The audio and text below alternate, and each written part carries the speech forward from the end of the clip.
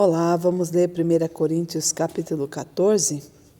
Portanto, esforcem-se para ter amor. Procurem também ter dons espirituais, especialmente o de anunciar a mensagem de Deus. Quem fala em línguas estranhas, fala a Deus e não às pessoas, pois ninguém o entende.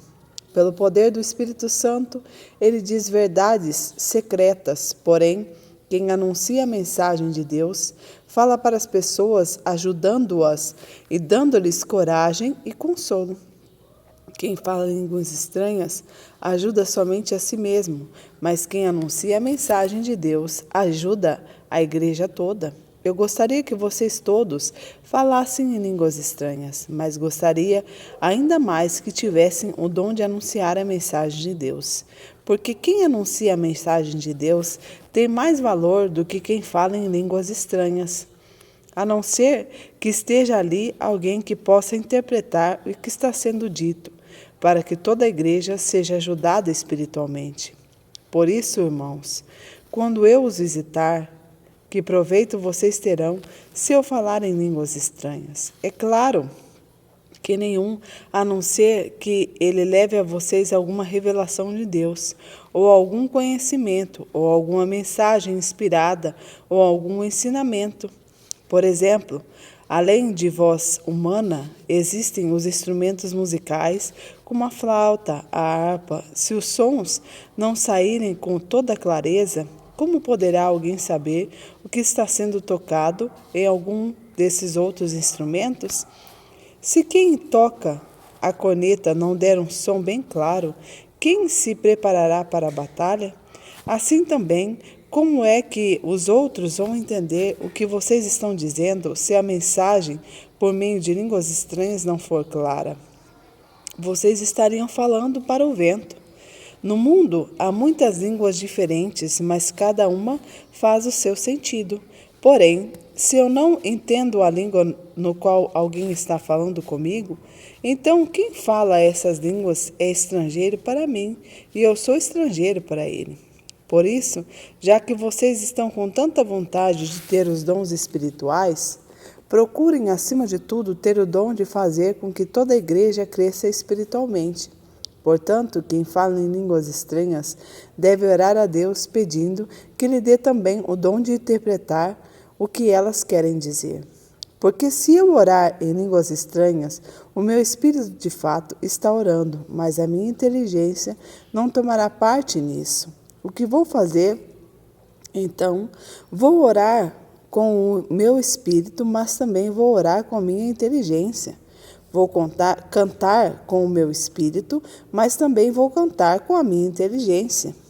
Se você dá graças a Deus em línguas estranhas, como é que uma pessoa simples que estiver na reunião poderá dizer amém à oração de agradecimento que você faz?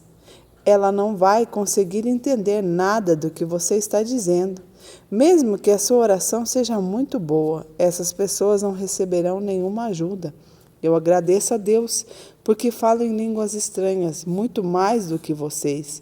Porém, nas reuniões da igreja, prefiro dizer 5 palavras que possam ser entendidas para mim, assim ensinar os outros, do que dizer milhares de palavras em línguas estranhas.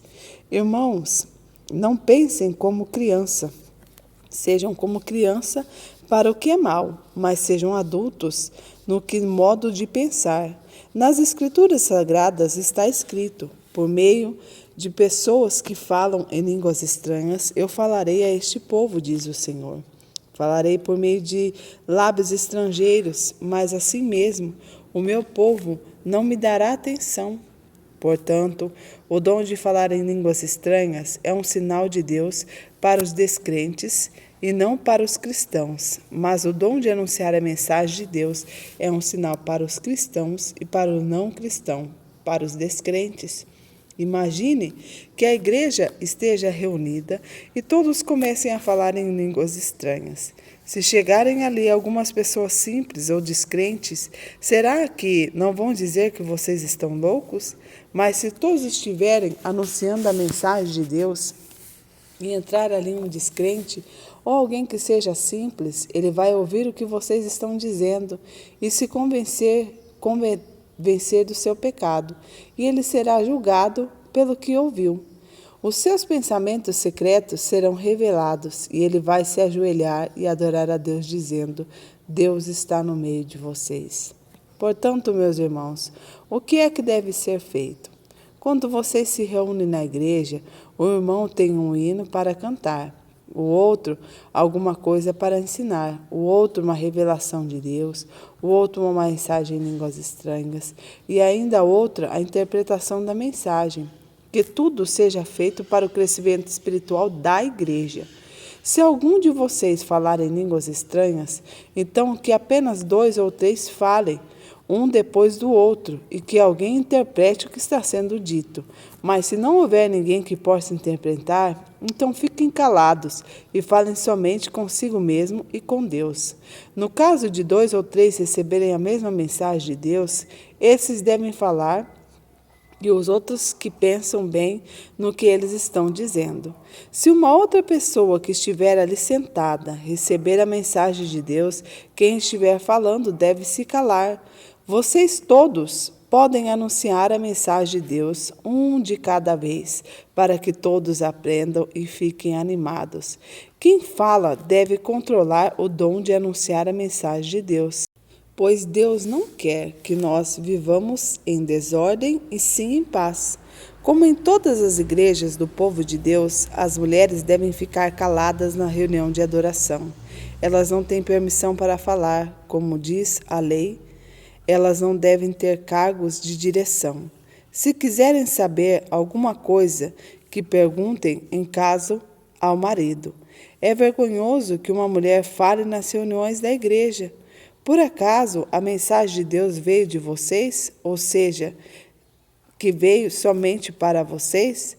Se alguém pensa que a mensagem de Deus ou que tem algum dom espiritual, deve saber que o que estou escrevendo é mandamento do Senhor. Mas se alguém não der atenção a isso, que ninguém dê atenção a essas pessoas. Assim, meus irmãos, procurem sempre anunciar a mensagem de Deus, mas não proíba que se falem em línguas estranhas. Portanto, façam tudo com decência e ordem. Deus te abençoe.